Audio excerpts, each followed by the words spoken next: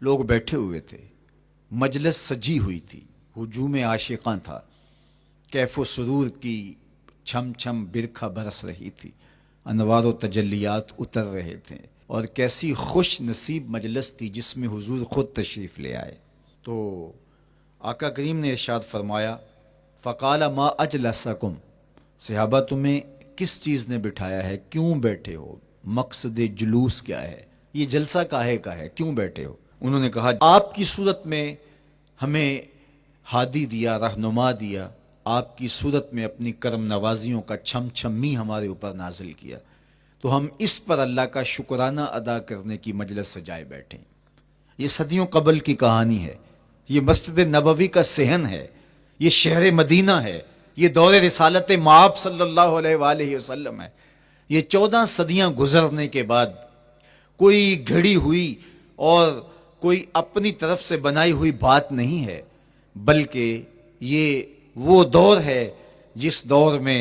ان کا فیض عام تھا اور ان کے انوار کی مہک اور چمک سے زمانہ معطر اور روشن ہوتا تھا۔ اب جب یہ بات حضور نے سنی تو آقا کریم نے ان سے جو سوال کیا وہ سنیے۔ قالا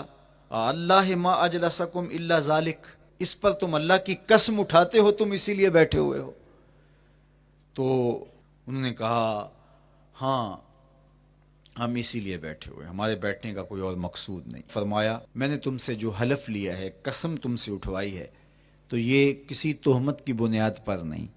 تمہارے قول کی صداقت پر مجھے کوئی شک نہیں گزرا تھا کہ میں نے قسم سے تصدیق کی ہو، بلکہ ماجرا کچھ یہ تھا، تم یہاں بیٹھے تھے، میں حجرے میں تھا، جبریل امین حاضر خدمت ہوئے، فاخبرنی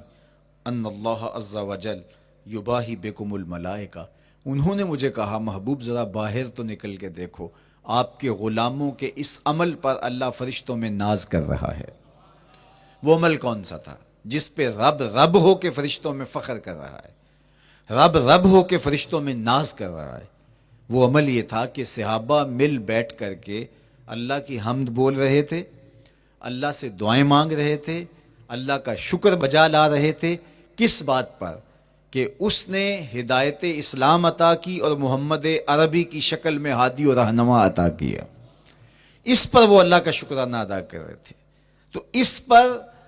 جبریل امین نے آ کر کے حضور علیہ السلام کو بشارت دی اور اللہ کا پیغام سنایا کہ محبوب ذرا باہر تو نکل کے دیکھو، حجرہ انور سے باہر تو قدم رکھو، آپ کے صحابہ مسجد کے صحن میں بیٹھ کر کے اللہ کی اس نعمت کا جو آپ کی شکل میں انہیں عطا کی گئی شکرانہ ادا کر رہے ہیں۔ اللہ اکبر، اللہ کی رحمتوں سے کوئی بعید نہیں کہ آج کی مجلس قبول کر لی جائے اور اللہ فرشتوں سے کہے دیکھو صدیاں بیت گئیں، یہ آج بھی بیٹھ کے اس نعمت کا شکرانہ ادا کر رہے ہیں،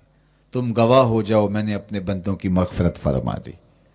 اور میرا اور آپ کا کام بن جائے، میری اور آپ کی جستجو کامیاب ہو جائے، میرا اور آپ کا بیٹھنا بامقصد ہو جائے، ہمارے آنے کا مدعا پورا ہو جائے،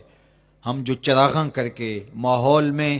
ایک خوبصورتی پیدا کر کے، ایک ظاہری جمال پیدا کر کے ہم حقیقی جمال کی تلاش میں نکلے ہیں، اس ظاہری روشنی کے اندر ہم باطن کی روشنی کو تلاش کرنے نکلے ہیں، ہو سکتا ہے کہ ہمارے دل اس نور سے مالا مال ہو جائیں۔ باقی جہاں تک حضور کی مدح و ستائش کی کہانی ہے، حضور علیہ الصلوۃ والسلام کی تعریف و توصیف کی بات ہے، تو یہ ایک رات کیا، 12 حلقات نور کیا، ساری زندگی بھی گزار دیں حق کے شکر پھر بھی ادا نہ ہو، اس لیے کہ ہمیں زندگی کا سارا شعور اور باطن کے سارے اجالے حضور کی دہلیز سے نصیب ہوئے، تو یہ تو ساری زندگی بھی ہم تشکر میں بسر کر دیں تو حق ادا نہیں ہو پاتا، اور ہماری روحیں، ہمارے قلوب، ہماری زبانیں، ہمارا طرز زندگی، ہمارا انداز معاشرت، ہمارے رویے اس نعمت کا شکرانہ ادا کر رہے ہیں جو حضور کی شکل میں اللہ نے ہمیں عطا کیا۔ دیکھو یار، کوئی معمولی سی نعمت میسر آ جائے تو بندہ اس پر شکرانہ ادا کرتے نہیں تھکتا۔ اللہ تعالیٰ نے قرآن مجید میں انسان کے اس رویے اور اس مزاج کو بیان کیا، وَإِنَّا إِذَا أَذَقْنَا الْإِنسَانَ مِنَّا رَحْمَةً فَرِحَ بِهَا، یہ انسان کی ایک فطرت بیان کی گئی ہے کہ جب ہماری جانب سے اس کو کوئی رحمت ملتی ہے تو فرح بہا، تو وہ فرحت کا اظہار کرتا ہے. یہ انسانی طبع ہے، یہ انسانی فطرت ہے. اور اگر رحمت للعالمین نصیب ہو جائیں تو پھر کتنی مسرت ہوگی. تو یہ اللہ جل شانہ کی طرف سے عنایت ہے جو اہل ایمان کا مقسوم ہوتا ہے اور اللہ ان کو عطا فرماتا ہے.